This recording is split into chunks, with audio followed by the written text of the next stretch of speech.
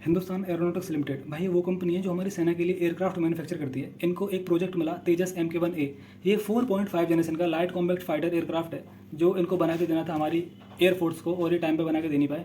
तो पिछले हफ्ते हमारे डिफेंस मिनिस्टर साहब हैं राजनाथ सिंह, उन्होंने एक हाई लेवल मीटिंग की और उनको बोला कि अगर आप टाइम पे बना के नहीं देते हैं तो हम आप पे पेनल्टी चार्ज करेंगे।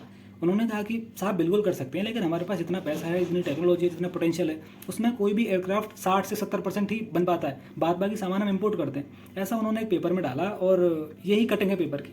इसके बाद वाली बात ना तो कोई बताता है, और क्योंकि बड़ी शर्मनाक है। इन 30-40% में जो चीज़ हम इंपोर्ट करते हैं उसमें सबसे इंपॉर्टेंट क्या है, किसी भी एयरक्राफ्ट का इंजन, वो हम अमेरिका से लेते हैं। Flight control software, pilot ejection seat, radar, navigation, ये सब हम इंपोर्ट करते हैं, कुछ ब्रिटेन से, कुछ फ्रांस से, कुछ जर्मनी से, कुछ इसराइल से, इन देशों से इंपोर्ट करते हैं। और उन्होंने कहा कि हमें टाइम पे फंड भी नहीं मिल पाते। इन्होंने एक प्रोग्राम चलाया, कावेरी इंजन प्रोग्राम, की हमें टाइम पे फंड मिल पाएंगे। उन्हें एट द एंड वो प्रोग्राम बंद करना पड़ा क्योंकि सरकार टाइम पे पैसा दे नहीं पाई।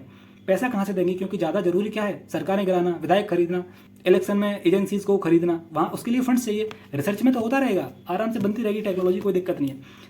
दूसरा ये, इन्होंने अमेरिका के साथ 2021 में एक डील साइन की जिसके चलते अमेरिका GEF 404 जो इंजन इसमें लगता है 99 इंजन देता है, 5,375 करोड़ रुपए की डील थी। लेकिन 2021 से अब तक अमेरिका ने 9-10 इंजन दिए हैं। मतलब हमारी सेना कितनी पावरफुल होगी ये अमेरिका, ब्रिटेन, फ्रांस, जर्मनी, ये देश डिसाइड करते हैं। हम डिसाइड नहीं करते क्योंकि हमारे पास टेक्नोलॉजी नहीं है, हमारे पास रिसर्च में पैसा खर्चा करने के लिए नहीं है। सरकार पैसा रिसर्च में खर्चा नहीं करती। जिन देशों से हम सामान खरीदते हैं वो हमसे इसलिए आगे हैं क्योंकि उन्होंने टाइम के चलते रिसर्च में पैसा खर्चा किया, एजुकेशन में पैसा खर्चा किया।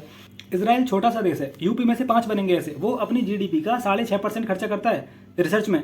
साउथ कोरिया 5.5% करता है, अमेरिका 3.5% करता है, चाइना 2.7% करता है। और पता है इंडिया कितना करता है? इंडिया करता है 0.6% अपनी GDP का रिसर्च पे। हम पीछे इसलिए हैं क्योंकि हम अपनी GDP का 1% भी एजुकेशन और रिसर्च पे खर्चा नहीं करते।